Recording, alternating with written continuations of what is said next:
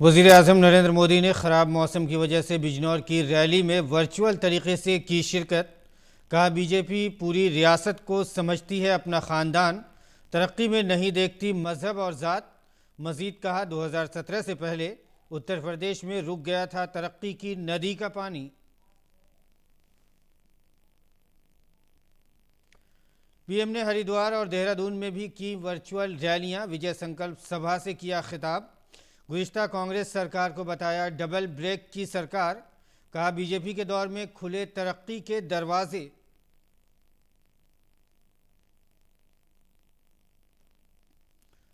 UP में मरकजी वजीर राजनाथ सिंह और स्मृति ईरानी ने की इंतखाबी रैलियां।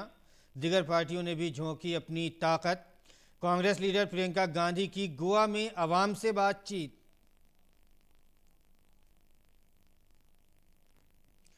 असदुद्दीन ओवैसी पर हमले के हवाले से मरकजी वजीर दाखिला अमित शाह ने आज पार्लियामेंट में दिया बयान। कहा, हापुड़ में ओवैसी के किसी प्रोग्राम की नहीं थी इत्तला। ओवैसी से सिक्योरिटी लेने की अपील। सदर के खिताब पर पार्लियामेंट के दोनों ऐवानों में बहस जारी।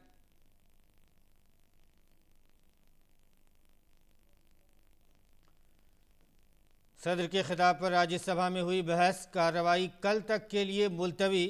लोकसभा में पीएम सदर के खिताब पर बहस का दे रहे हैं जवाब।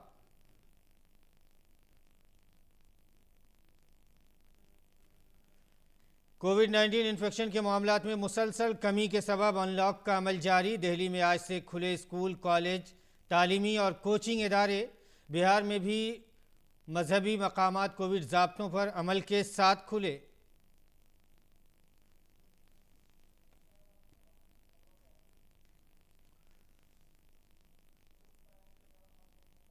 नाजरीन आदाब, उर्दू खबरनामे में आपका खैर मकदम है। मैं हूं आपके साथ मसरूर फैज़ी और आइए अब खबरों पर तफसील के साथ नज़र डालते हैं। उत्तराखंड में आज वर्चुअल अवामी जलसे से खिताब करते हुए वज़ीर-ए-आज़म नरेंद्र मोदी ने डबल इंजन वाली हुकूमत की तारीफ़ की। उन्होंने कहा कि जल्द ही पहाड़ी इलाके में रेलवे का काम मुकम्मल कर लिया जाएगा। 2017 में जब देहरादून में डबल इंजन की सरकार आई, उसके बाद से करीब 5,500 करोड़ रुपए खर्च किए जा चुके हैं। आप कल्पना कीजिए, ये ब्रेक लगाने वालों ने 4 करोड़ खर्चा और 2 इंजन लग गए, डबल इंजन लग गए तो 5,000 करोड़ लग गया। जल्द ही पहाड़ों पर रेल का ये बड़ा काम पूरा हो जाएगा। 4-4, 5-5 पीढ़ी ने इंतजार किया है। 5-5 पीढ़ी के इंतजार का उन सपनों को पूरा करने के लिए हम लगे हुए हैं। और इस वक्त पार्लियामेंट में वज़ीर-ए-आज़म सदर के खिताब पर शुक्रिया की तहरीक पर इस वक्त जवाब दे रहे हैं। आइए हम आपको लिए चलते हैं बराह रास्त पार्लियामेंट। प्लीज बैठिए। आपको मैंने पर्याप्त मौका दिया, तरीका ठीक नहीं है। दादा को बीच बीच में मौका देना चाहिए, क्योंकि दादा उम्र के इस पड़ाव में भी बचपना का मजा लेते रहते हैं।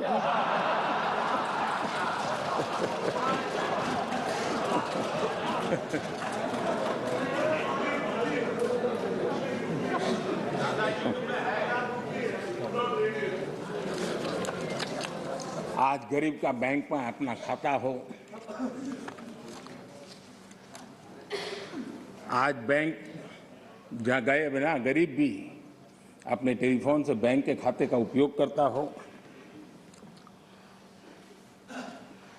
सरकार के द्वारा दिए गई राशि सीधी डायरेक्ट बेनिफिट ट्रांसफर के तहत उसके खाते में पहुंचती हो। ये सब अगर आप जमीन से जुड़े हुए होते,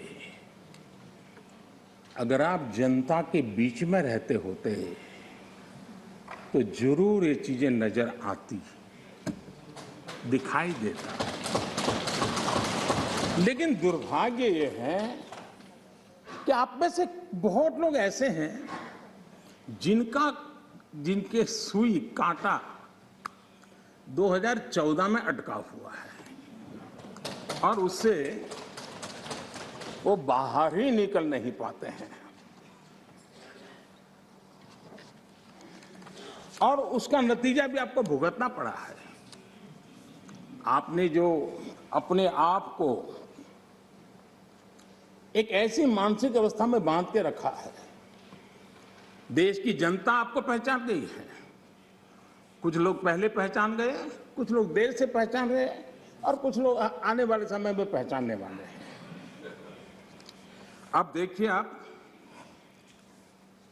जब इतना सारा लंबा उपदेश देते हैं तब भूल जाते हैं 50 साल तक कभी आपने भी देश में यहां बैठने का सौभाग्य प्राप्त किया था। और क्या कारण है कि आप सोच नहीं पाते। अब आप देखिए, नागालैंड के लोगों ने आखिरी बार 1998 में कांग्रेस के लिए वोट किया था, करीब 24 साल हो गए। ओडिशा ने 1995 में आपके लिए वोट किया था, सिर्फ 27 साल हो गए, आपको वहां एंट्री नहीं मिली। गोवा में 1994 में पूर्ण बहुमत के साथ आप जीते थे, 28 साल हो गए, गोवा ने आपको स्वीकार नहीं किया। पिछली बार 88 में त्रिपुरा में वहां की जनता ने वोट दिया था, करीब 34 साल पहले त्रिपुरा में। कांग्रेस का हाल है यूपी, बिहार और गुजरात। आखिर में 1985 में 1985 में करीब 37 साल पहले आपके लिए वोट किया था। पिछली बार पश्चिम बंगाल में वहां के लोगों ने 1972 में करीब 50 साल पहले आपको पसंद किया था। तमिलनाडु के लोगों ने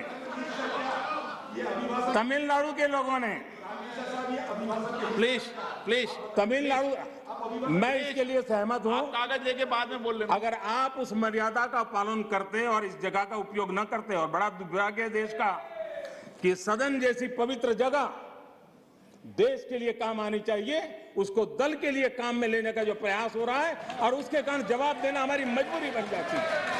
जवाब देना हमारी मजबूरी बन जाती है।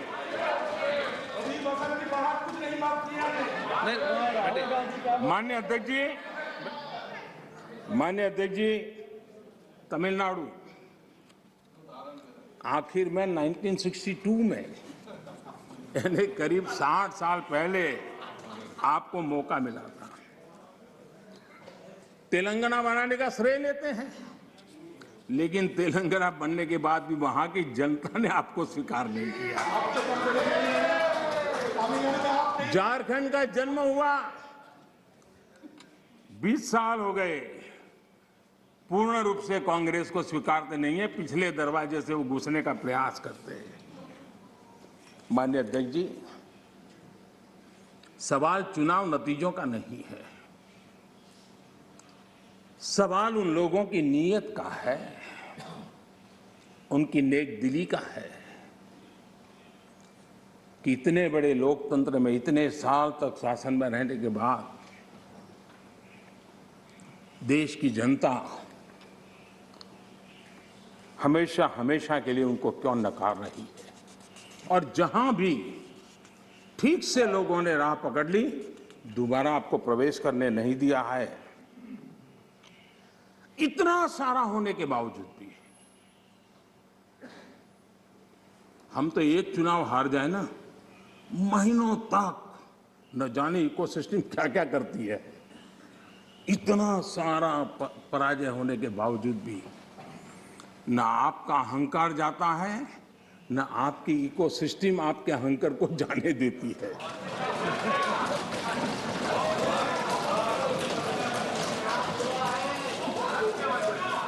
रहिए। इस बार अधीर रंजन जी बहुत सारे शेर सुना रहे थे। चलिए, मौका मैं भी ले लूं। और जब अहंकार की बात मैं कर रहा हूं तब तो मुझे कहना ही पड़ेगा,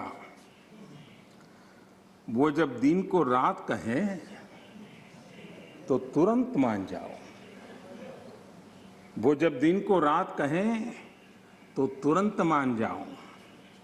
नहीं मानोगे तो वो दिन में नकाब ओढ़ लेंगे। 2 करोड़ की जरूरत हुई, रोजगार के बारे में बात कीजिए। जरूरत हुई, प्लीज आप जरूरत हुई तो हकीकत को थोड़ा बहुत मरोड़ लेंगे। वो मगरूर है, खुद की समझ पर बेइंतहा। उन्हें आईना मत दिखाओ, इन्हें आईना मत दिखाओ, वो आईने को भी तोड़ देंगे।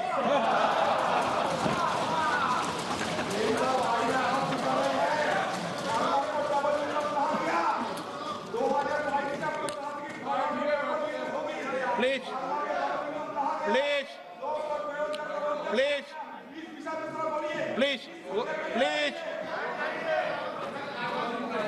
आदरणीय अध्यक्ष जी, आजादी का अमृत महोत्सव, आजादी के 75 वर्ष में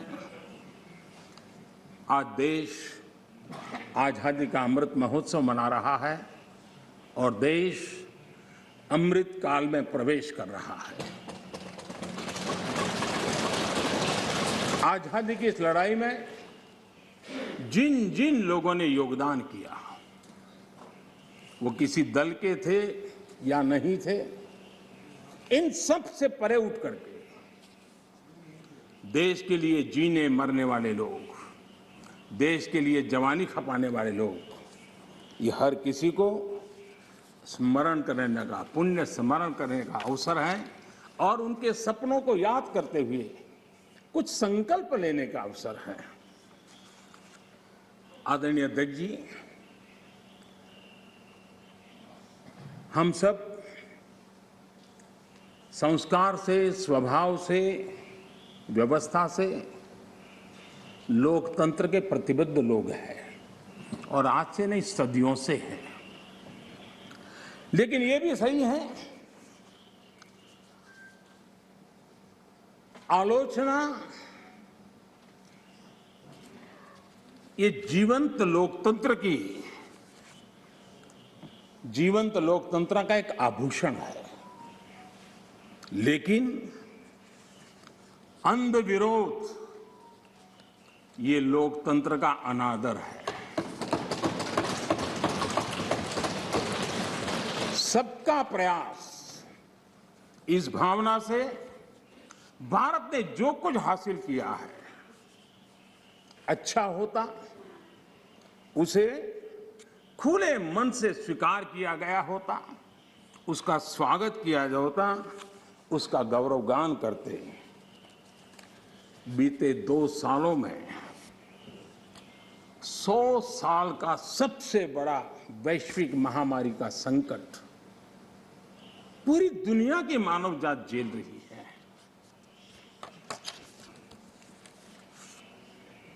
जिन्होंने भारत के अतीत के आधार पर ही भारत को समझने का प्रयास किया, उनको तो आशंका थी, इतना बड़ा विशाल देश, इतनी बड़ी आबादी, इतनी विविधता, ये आदतें, ये स्वभाव, शायद ये भारत इतनी बड़ी लड़ाई नहीं लड़ पाएगा, भारत अपने आप को बचा नहीं पाएगा, यही उनकी सोच थी। लेकिन आज स्थिति क्या है? मेड इन इंडिया कोविड टीके, कोविड वैक्सीन दुनिया में सबसे प्रभावी है। आज भारत 100% पहली डोज इस लक्ष्य को के निकट करीब पहुंच रहा है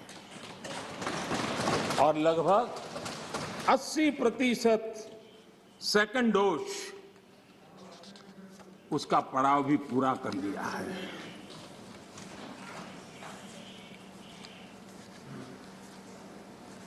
माननीय अध्यक्ष जी, कोरोना एक वैश्विक महामारी थी, लेकिन उसे भी दलगत राजनीति के लिए उपयोग में लाया जाए, क्या ये मानवता के लिए अच्छा है? भारत जैसे आपको मैं मौका दूं, प्लीज प्लीज। माननीय अध्यक्ष जी, मैंने प्लीज अधीर रंजन जी, आपको पर्याप्त समय माननीय अध्यक्ष जी,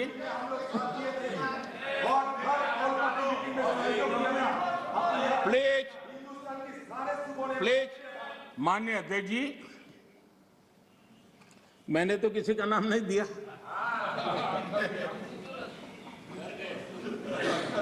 कोई भी टोपी पहन लेने की क्या जरूरत है जी? अरे क्यों? लेकिन जब आप खड़े ही हो गए तो अब मैं नाम दे करके बोलना चाहता हूं।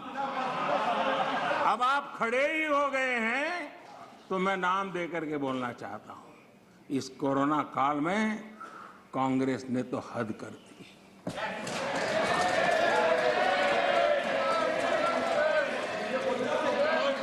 पहली लहर के दौरान मौका दूंगा आपको, प्लीज।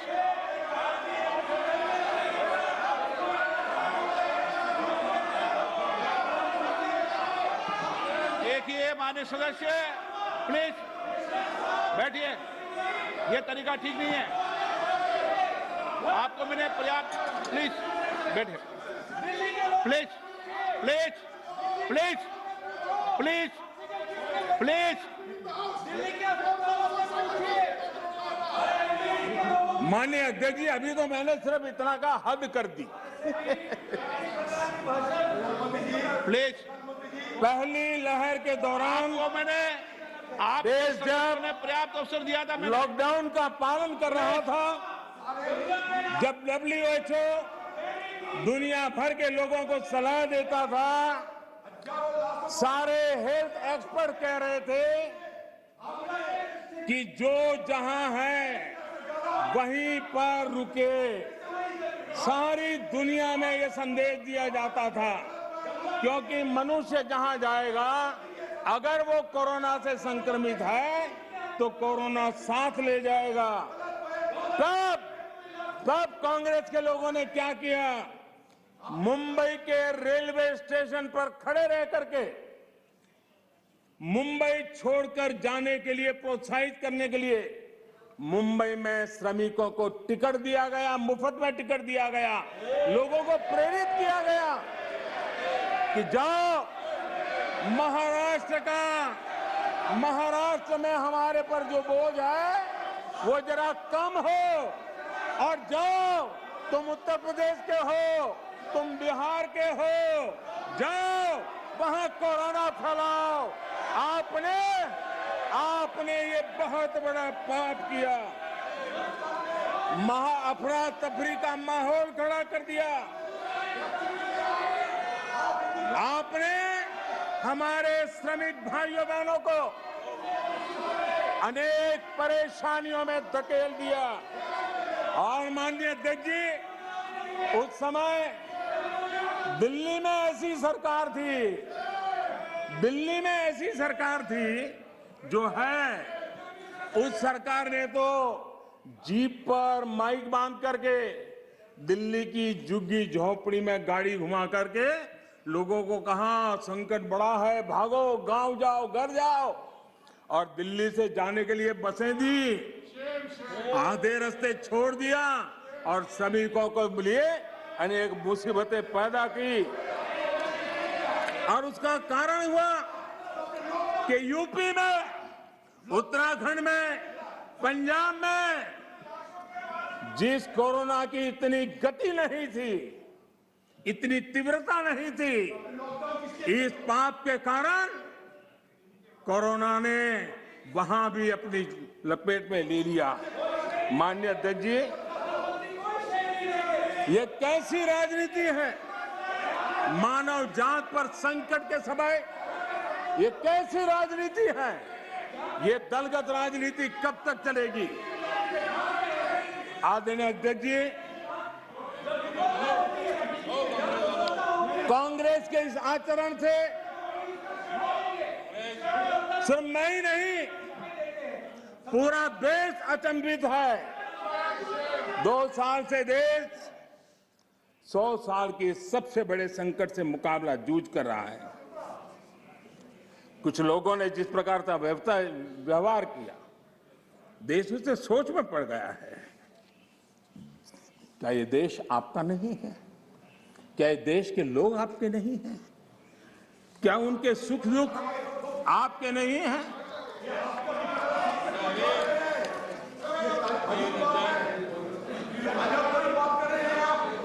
इतनी बड़ी संकट आया, कई राजनीतिक दल के नेता जरा आत्मनिरीक्षण करें।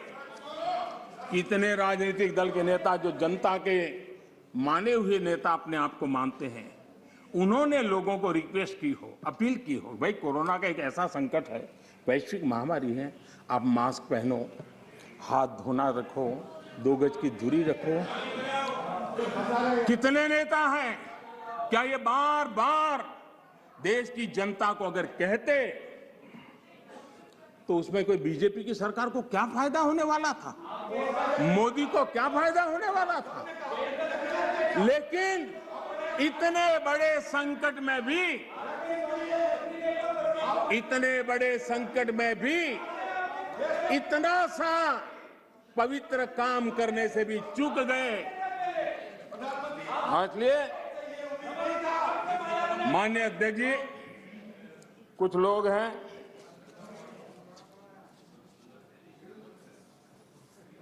उनको ये इंतजार था कि कोरोना वायरस मोदी की छवि को चपेट में ले लेगा।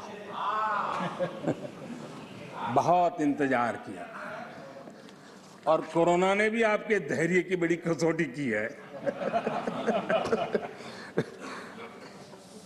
आए दिन आप लोग औरों को नीचा दिखाने के लिए महात्मा गांधी का नाम लेते हैं। महात्मा गांधी की स्वदेशी की बात, इसको बार बार दोहराने में हमें कौन रोकता है? अगर मोदी वोकल फॉर लोकल कहता है, मोदी ने कहा इसलिए शब्दों को छोड़ दो भाई, लेकिन क्या आप नहीं चाहते हैं देश आत्मनिर्भर बने? जिस महात्मा गांधी के आदर्शों की बात करते हैं, तब भारत में इस अभियान को ताकत देने में, जुड़ने में आपका क्या जाता था? उसका नेतृत्व आप लीजिए। महात्मा गांधी जी के स्वदेश के निर्णय को आगे बढ़ाइए, देश का भला होगा। और हो सकता है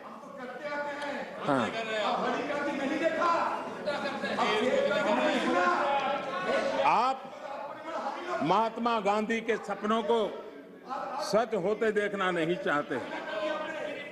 माननीय अध्यक्ष जी, आज पूरी दुनिया योग के लिए, एक प्रकार से कोरोना में तो योग ने दुनिया भर में जगह बना ली। दुनिया भर में कौन हिंदुस्तानी होगा जिसको योग के लिए गर्व ना हो? आपने उसका भी मजाक उड़ाया, उसका भी विरोध किया। अच्छा होता आप लोगों को कहते भाई संकट में घर में है, ये योगा कीजिए, आपको फायदा होगा। क्या नुकसान था? फिट इंडिया मूवमेंट चले, देश का नौजवान सशक्त हो, सामर्थ्यवान हो। आपको मोदी से विरोध हो सकता है। फिट इंडिया मूवमेंट, आपके राजनीतिक दलों के छोटे छोटे युवा मंच होते हैं। अगर हम सब ने मिलकर के अगर इस फिट इंडिया के द्वारा देश की युवा शक्ति को इस सामर्थ्य की तरफ आगे बढ़ने के लिए कहते, लेकिन उसका भी विरोध, उसका भी उपहास, यानी क्या हो गया है आपको मुझे समझ नहीं आ रहा है। और इसलिए मैं आज इसलिए कहता हूं आपको ध्यान में आए कि आप कहां खड़े हैं जी। और मैंने इतिहास बताया, 60 साल के लेकर 15 साल तक पूरा कालखंड, इतने राज्य, कोई आपको घुसने नहीं दे रहा है। माननीय अध्यक्ष जी, कभी कभी मैं ये विशेष बहुत प्यार से कह रहा हूं, नाराज मत हो जाना।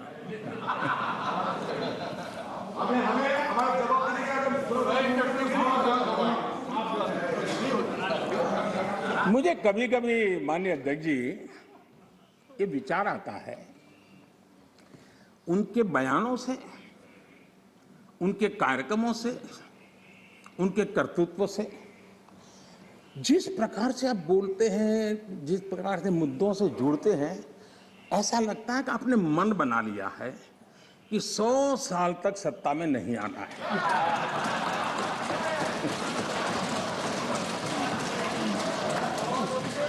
कोई ऐसा नहीं करता जी। थोड़ी सी भी आशा होती, थोड़ा सा भी लगता हाँ यार देश की जनता फिर से फुलहार करेगी, तो ऐसा नहीं करते जी। और इसलिए खैर अब आपने ही तय कर लिया है 100 साल के लिए, तो फिर मैंने भी तैयारी कर ली है।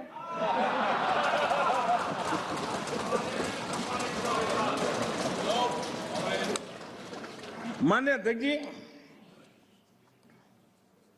ये सदन इस बात का साक्षी है कि कोरोना वैश्विक महामारी से जो बनी स्थितियां, जो स्थितियां उत्पन्न हुई, उसको निपटने के लिए भारत ने जो भी रणनीति बनाई, उसको लेकर के डे 1 से क्या क्या नहीं कहा गया, किसने क्या बोला, आज वो खुद देखेंगे तो उनको हैरानी हो जाएगी, ऐसा कैसे बुलवा लिया, किसने बुलवा लिया, पता नहीं क्या बोल दिए हम लोग। दुनिया के और लोगों से बड़ी बड़ी कॉन्फ्रेंस कर गए, ऐसी बातें बुलवाई गई ताकि पूरे विश्व में भारत बदनाम हो।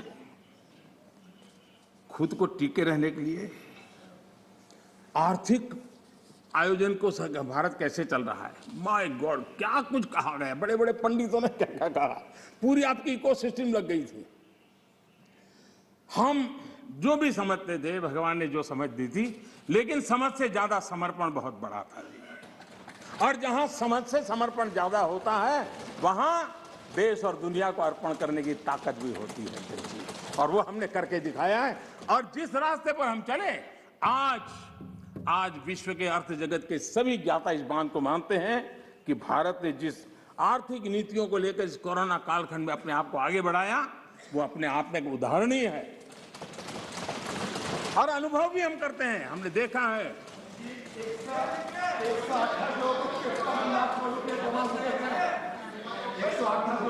माननीय जी, भारत आज दुनिया की, माननीय अध्यक्ष जी, भारत आज दुनिया की जो बड़ी इकोनॉमीज है, उसमें सबसे तेजी से विकसित हो रही बड़ी अर्थव्यवस्था है।